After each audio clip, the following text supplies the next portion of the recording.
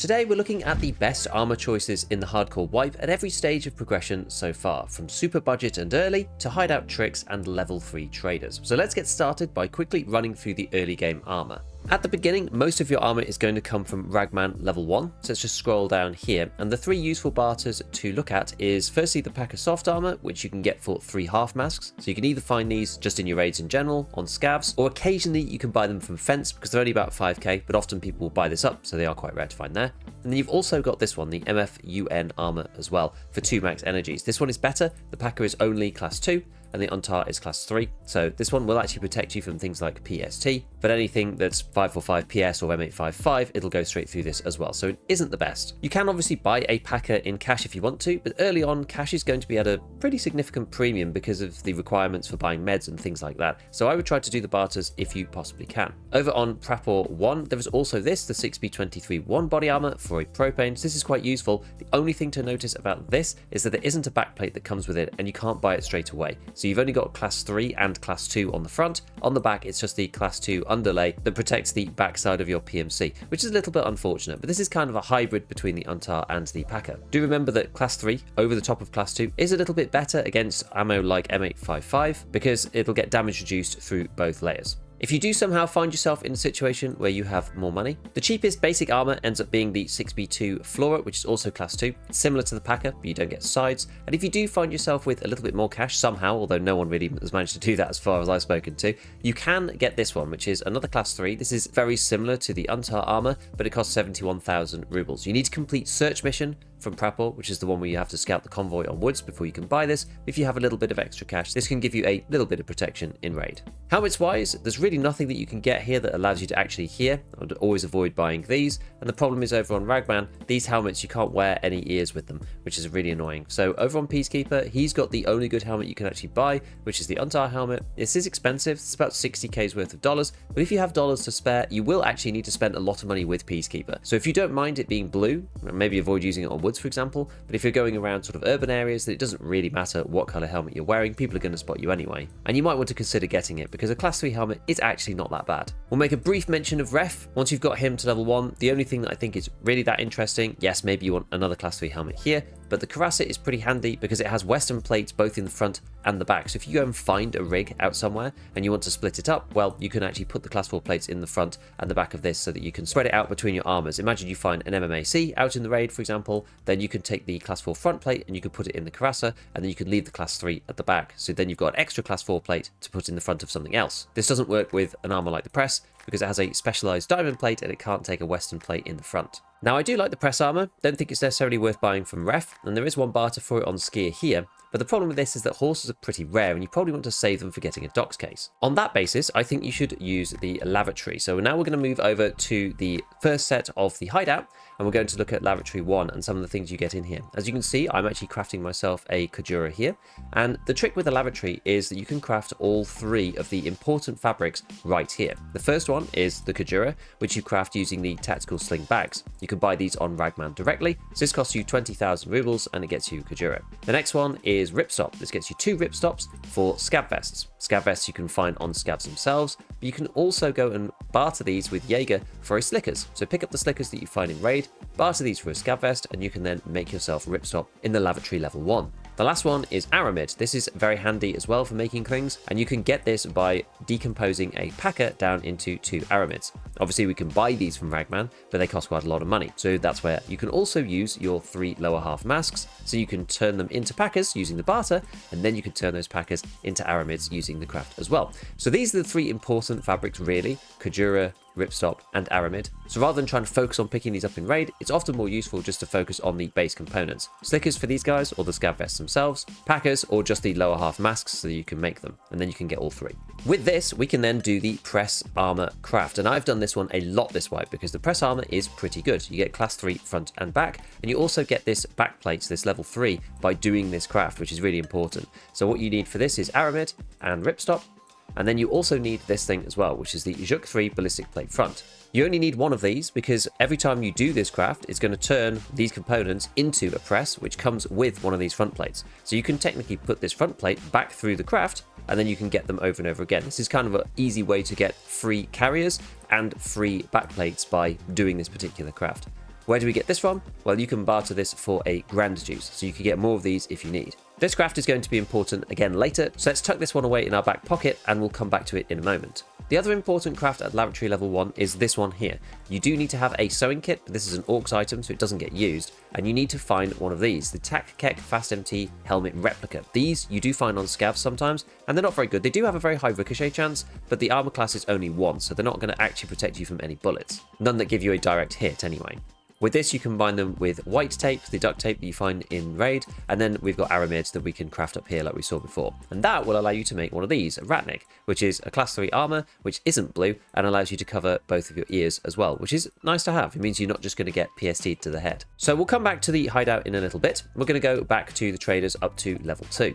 At Prep or 2, you can buy the Ratnik itself directly, which may be a choice. It's quite expensive, but you can. Now, this one is a bit of a trap. I wouldn't ever buy the 6B5 16 Ulay. The 15 Ulay is a little bit different, and we'll see that in a moment, but the 16 Ulay is not as good. This one is armor class 3, but it's armor class 3 only on the front, and the back and the neck is class 2. So it's like wearing a packer on this backside and a class 3 armor on the front side. And for 85k, I know it's a rig, but there's not that much space in it, and I think this is very expensive for what you get. At this point, you can put the 6B23-2 backplate in the propane armor, but the problem with that is the front plate is class 3. There is no class 4 front plate for that armor, so you're kind of stuck with 3 on the front and 4 on the back, which is the wrong way round. So as usual, to get the good stuff, we need to go over to Ragman 2. Now here there are quite a few options. We have the Karasa here that we can buy rather than buying it from Ref. As we said before, this allows you to mix and match your sappy plates, so this is very helpful just for armor customization. And at Ragman level 2, a lot of the good armors, the class 4s, you need to do quests for. So the first one that you'll get is this one, which is the 6B13, and I think that's kind of the staple of the class 4. It's actually pretty good. This front plate here is steel, so it repairs really nicely, although BSG have just ripped up the repair costs, so just be a bit careful when you're repairing things, because now it's become very, very expensive, although I think they are going to tweak it a bit very soon. Nikita said as much on Twitter, so just keep an eye on it when you do repair your armors. But these things being steel mean that they do technically repair pretty much up to full, and the same thing with the backplate as well. But to get this, you have to do Ragman's Quest Audit. This is on streets where you have to go to the finance building and pick up a kind of documents folder of some kind.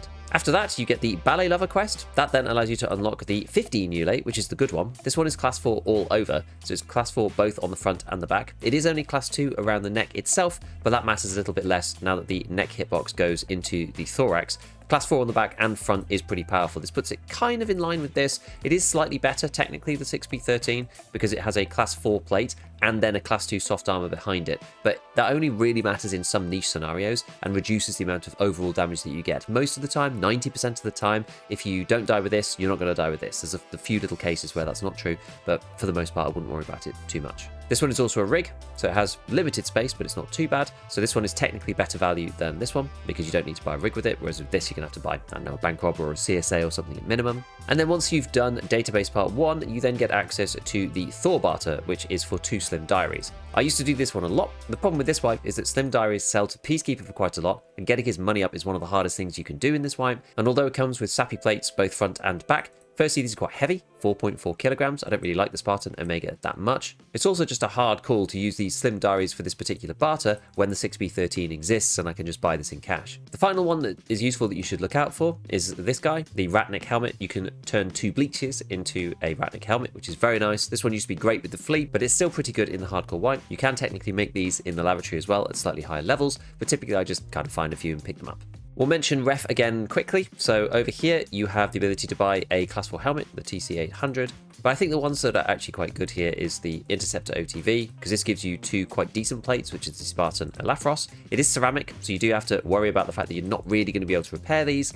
You also have the possibility to get the ANA M2 plate carrier, which comes with Kibber Arms Titan Ballistics. They're pretty good on weight, 2 kilograms, not too bad. And this thing has really quite nice space inside. So this one's probably the best one to buy if you're going to get something from Ref. And you could technically combine this with the Karasa, like we looked at before. If you're on Ragman 2, you can buy this for 78k, and you can put this front plate in the front plate there, and you can put this in the back plate there, and make sure that you've got 4 front and 3 back across 2 separate armors by only buying 1, for example.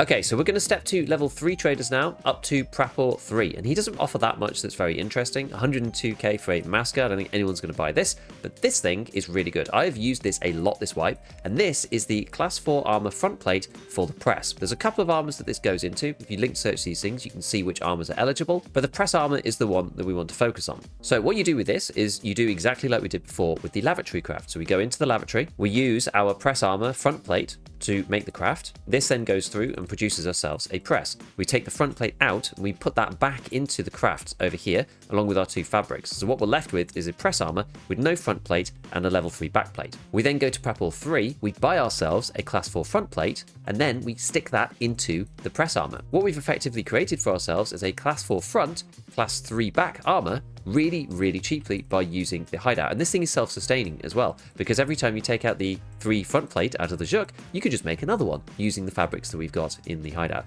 And all it costs you really is the opportunity cost of picking up the various materials, or a bit of money if you're having to buy a packer and the Kujura bags, and then 25,000 rubles for the front plate.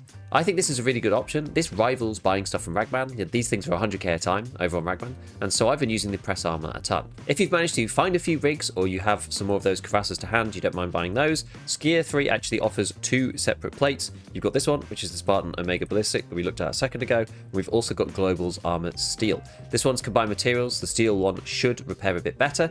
I don't know why it's slightly cheaper as well. I think maybe it's a durability thing, but to be honest with you, it doesn't really matter that much these days, and 3.4 kilograms is probably the one that I would choose. So go for the Global's Armored Steel. This allows you to then, put stuff in the cuirassa and mix and match your plates around with Skier. Over on Peacekeeper 3, you do actually open up with some other options as well. He has 3 more plates here. We've got the Spartan Elafros, and we have the New Sphere Tex 2.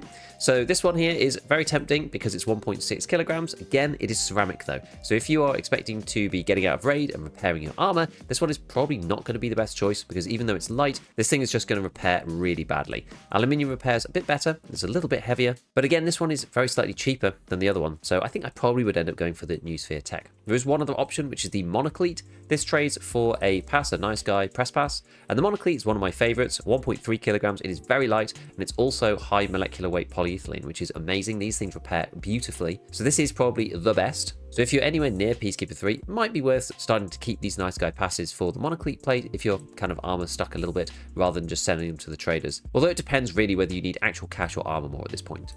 One little interesting thing that you get on Peacekeeper 3 that I'd actually almost forgotten about when I got there is these, the side plates. So you can put the side plates into various armors. If you go and do a link search, you can see which ones are eligible. So our press, for example, we could actually put side plates in the press. And the amazing thing that you get from the side plates on Peacekeeper is that these are class 5. The sides of your PMC are going to be almost impenetrable for most of the ammo that people are using at this point because of the hardcore wipe. You can buy the MMAC directly from him. You might consider this if you want to spend money with him and actually have something useful. This comes with Monocletes itself, just in the armor. So you don't need to do the nice guy press pass. You can literally just buy this and you've got Monocletes front and back. That means that the MMAC overall, so you have 4 plus 2, which is 4 plates and then 2 soft armor underneath. This is only 5.5 kilograms, which is amazing weight. This is one of the lightest rigs. It has pretty good space as well. Not the biggest, but not the smallest, but the weight is a huge advantage. You can side plate this thing as well, so this is very good. And for $1,000, that's about 150k, something like that, which, considering that Peacekeeper's requirement typically goes up in increments of $25,000 to $35,000 per time, it might be worth buying a few of these if you're interested in his money spent.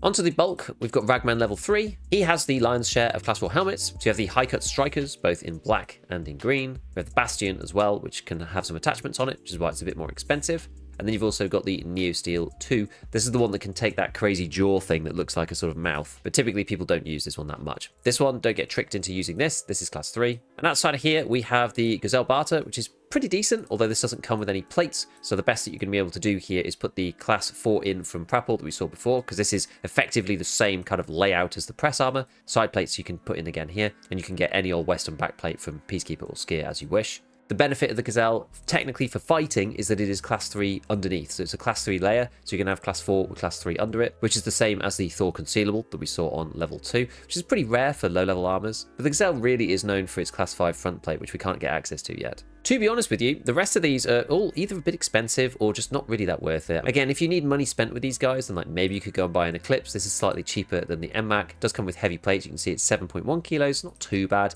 They're like 2.2, so it's a little bit heavier, but not terrible. It's got lovely internal layout, a 2x2 and 3x3, so you can run 45 rounders if you want to. But the rest of them are just kind of a bit annoying. You've got like the Stitch Pro if you plate carry V2. This is class 4 and class 2 again. This is for 2 vibing shoes, which is just kind of rare. The Strand Hog is probably the best one overall because you can make the Kajuras. Vodka's not that hard to find, and a sewing kit gets consumed. So if you are done with sewing kits, then maybe you could go for the Strand Hog. This one also has good space internally too. But just remember that you need 6 of these total for the hideout, and then you also need to keep another one so that you can actually use it as an AUX item in the laboratory to make fabric. So just make sure you don't end up running out of sewing kits and not being able to craft fabrics anymore, because that would be really annoying. I think the issues I have with some of the other barters, things like the ANA Tactical M1, is that some of the stuff you need kind of overlaps with other things. This armor is Kvass and Aquamari, but you need Kvasses to get TAC 30s. So if you like TAC 30s, then you're probably better off using that for it. If you don't like them, then maybe you want to get ANA M1s instead. This is Global's Armor Steels. This is very, very heavy. 9.7 kilograms. It's a lot compared to something like the MMAC or the Eclipse or the Strand Hog. These ones are pretty light in comparison. So I just don't find a lot of these that appealing. The Banshee's alright, but the VHS tape is kind of rare too. I think I'd probably go for the MMAC unless you really desperately need the 3x1 slots. The VHS also barters for the Mini Monster, so depending on which caliber you like, I'd actually prefer to get Mini Monsters than I would Banshees, because there's not really much alternative to making 5.56 weapons with suppressors really high ergo, whereas in the armors there's a lot of other things. Like there's really not that much advantage between buying one of these and buying one of these 6B13s, really. Alright, so we're going to jump back to the hideout now. This is kind of roughly in progression order, and there's a few other things in here that are worth pointing out. The first one is a helmet craft that I've been using a bit recently, which is this. This is the TC2002, and this is great because it doesn't really require any important inputs. You've got the white tape, which is found all over the place in Raid if you're looking through toolboxes, which you probably are, because you're probably looking for drills and electric motors. And then you've also got Aramid and Ripstop, which we know how to make already. And this lets you create these TC2002 helmets, which are class 4. They don't cover your ears, but a class 4 helmet is really a godsend in this particular wipe. So I've been making these quite a bit. And then there are technically 2 other crafts in here. There is one for the Strand Hog itself, which comes after you've completed the quest minibus. To make this, you'll need one of the new Sphere Tech plates from Peacekeeper 3. And then you've also got the Ars Armor A18, and this comes after Blood of War Part 2. And the plate that you need for that comes from Skier 3. Now, I'm actually not sure if those quests are open yet. I haven't checked because I haven't got quite that far yet. But those technically are options. I'm probably going to avoid doing them because you can just buy stuff from the traders and it's a little bit easier. But if you really are a big fan of crafting, then you can kind of look into it and see if you can get there. So, in summary, if you're starting out, the best option for you probably is the Untar body armor for the 2 max energies. You can find max energy a lot on ground 0, make sure you keep as many as you can. And what I would do is just try to buy or keep a rig that's going to cover it as much as possible so you're just not that blue. I'd be very tempted to simply wear no helmet at all, rather than trying to rely on Peacekeeper's level 1 Untar, because that really does make you a big blue boy. But no helmet is certainly acceptable when you're first starting out. Once you've got the lavatory up, you want to be crafting these press armors consistently so that you've got class 3 on hand all of the time. This is probably the next biggest armor milestone to get to, have the ability to craft these pretty much on continuous loop. Alongside the max energies from before, you should be continuously stocking up on Grand Juice as well, so you can keep making these Juk 3 ballistic plates because you're not going to be able to buy them this early. At level 2 traders, you should be focusing on getting through Ragman's quest line so that you can do audit, so you can buy the 6B13. It is expensive at 100k, but as an armor backstop, this thing is highly effective. Up at level 3 traders, you should be using this 6B33 ballistic front plate for the cheapest press armor if you want to go 4+3, 4 in the front and the 3 in the back from the craft. Or alternatively, you may consider to go for the MMAC because it's just so light and gives you great protection for what you get. As we said, there is a few more options over on Ragman if you need money spent with him as well, but personally I've been using the Prapor one a lot. So hopefully that helped you understand which armors you need to go for at different points in the progression during this hardcore wipe, because I know there are a lot of people who are still kind of going through the process and trying to catch up because it takes a long time to get this money spent, because I've personally had issues with trying to get Peacekeeper and Ragman up to level 3 in amongst doing everything else, because it is a lot of grind. So with that, as usual, a big shout out to all my patrons, and as always, have fun in your raids.